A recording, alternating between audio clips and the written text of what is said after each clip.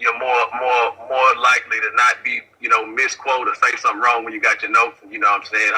Your brother say one word wrong, y'all gonna be on that boy. So your brother say one word wrong, y'all gonna be on that boy. So I'm definitely gonna try to make nothing but accurate statements, and it'll be best if I have my notes. But I will freestyle and go off top of the dome and answer any questions. So and just real quick, is this position the position you learned in the Sabbath class? As far as the evolution of the nation, that was kind of my first time looking at that. But just as far as the whole spiritual Jew thing, nah, I kind of already, thought about that. But I will say, I don't think. Well, nah, I ain't gonna say that. Yeah. So, Banayah, so you think that Esther chapter 8, with the Jews, with the people converting to being Jews, with the people converting to being Jews, with the people converting to being Jews, with the people converting to being Jews for fear of the people, is a good precept to use for spiritual Jews? You think that's a good precept? I do, yeah, because the beginning of fear of the Lord is knowledge. The beginning of knowledge is fear of the Lord. That fear mean to keep the law, statutes, and commands. And I would put a caveat in there. I think I would be able to expound on the position a little bit better with Esther chapter 9, verse 27. Like I say, I don't have my notes, but I think, I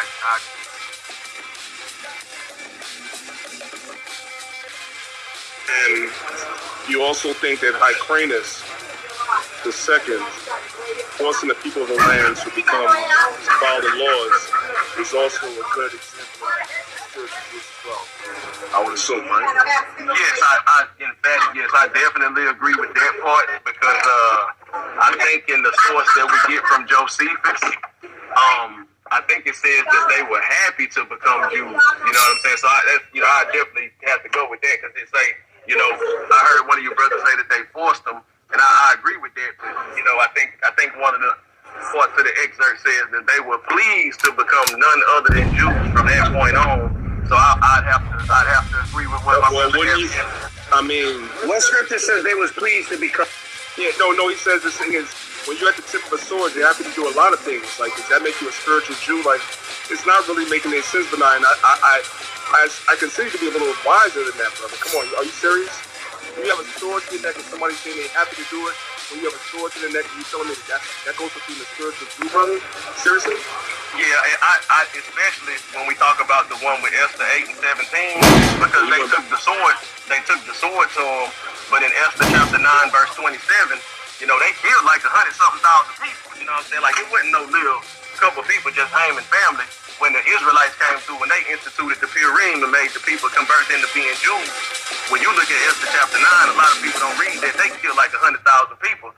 They was laying it down, knocking boys off for trying to knock off the Israelites, you know what I'm saying? But when you look at Esther 9 and 27, it say they had a remnant of the other people that became Jews that basically chose to be with the Jews. Whatever, I'm paraphrasing, like I said, I got my notes. But Esther 9 and 27 say something to we're trying to understand, why did they choose that? Like, why did we choose to be Christians when we came to America? We happy to be Christians, or that was what we were told to do? Why did we accept slave names? We happy to do it? We were told to do it. Like, what you're saying is not making sense, Banayah. Like, niggas are happy to go pick cotton. Yeah, like, come on, Banayah. Banayah, you smarter than this, bro. Seriously.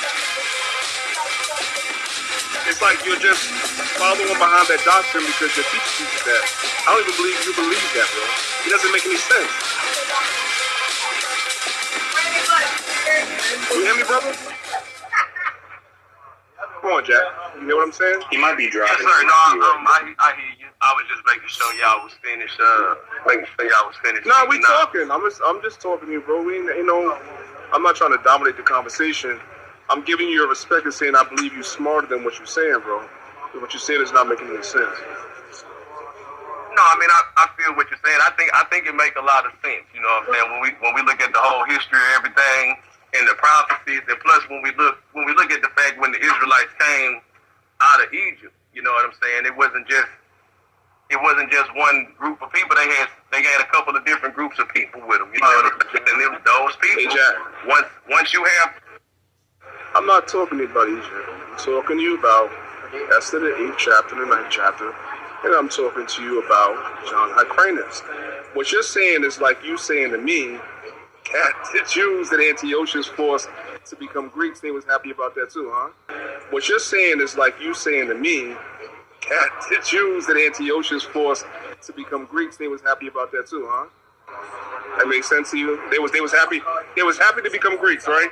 When Antiochus told them they was no longer allowed to call themselves Jews, when you read 2 Maccabees chapter 6, they was happy about that, right? When you read 2 Maccabees chapter 6, they was happy about that, right?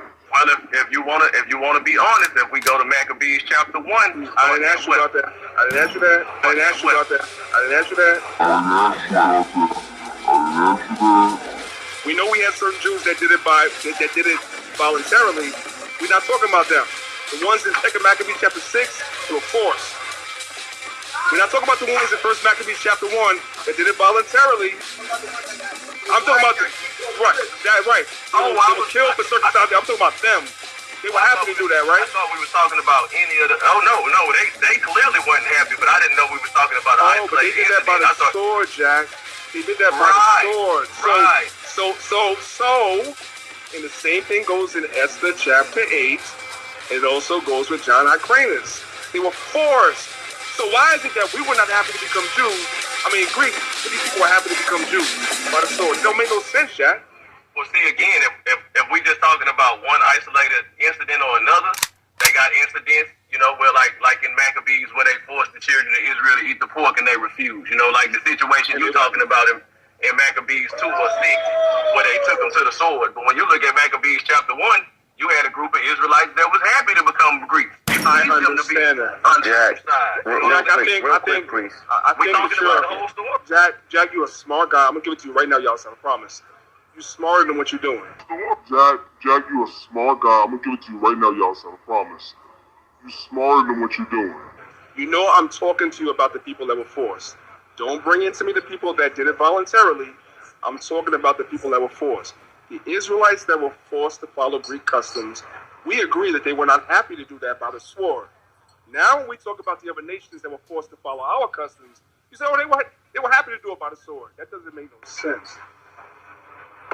Like I say, and I'm almost home, you know what I'm saying? So when I go to this Josephus, and I could be mistaken, but I don't think I am. I think it says that the people were pleased to become Jews. I can only go with what it says. If it say they was happy to become Jews, it mean they was happy. Like when I look at like Exodus chapter 18, verse 9 to 12, when you look at the conversation between Hobab and Moses, when Moses told the brother, hey, whatever God do for us, because he's doing good things for Israel, whatever God do for us, if you come with us, whatever good God do for us, he gonna do for you. You know what I'm saying? So if those people came with the Israelites, Jack, you're conflating. Jack, I'm sorry, he can hear you. Background. It's y'all all, if you want that one-on-one, my challenge still stands. You're funny, Jack, you're funny. Y'all stop. I'm gonna give it to you.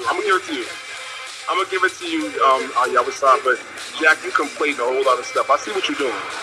Go ahead, yeah, that's all. That's literally all I wanted to say. It seems like Banayah. It seems like what you're doing is you're not answering the questions directly whatsoever. You're conflating the answers and you're hopping around and not dealing with what Banayah Allah is actually asking you.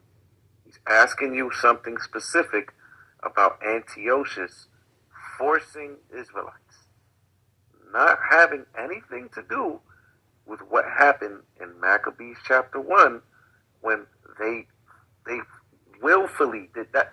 He's not talking about that. So why would you jump there and not deal with what he asked with? I don't get that, bro. This is nonsense. Because it's me teaching it. It's me teaching it. And listen, Josh, me and Josh, we have a good relationship, but I was stopping because it's you and I and Corey and Mal that's teaching him and not Josh. You gotta stick with the script. I get it. That's his master teacher. I get it. I'm saying. Oh no, I can agree with you if you want to isolate that incident. You know, that's what I keep saying. I mean, I start speaking pretty clear. If you want to isolate that incident, we could do that right now. Because, I thought we were talking about a whole evolution, but if you want to go right there, No, I'm just making the comparison. 323 and 142, we can talk about that specifically. Salakia.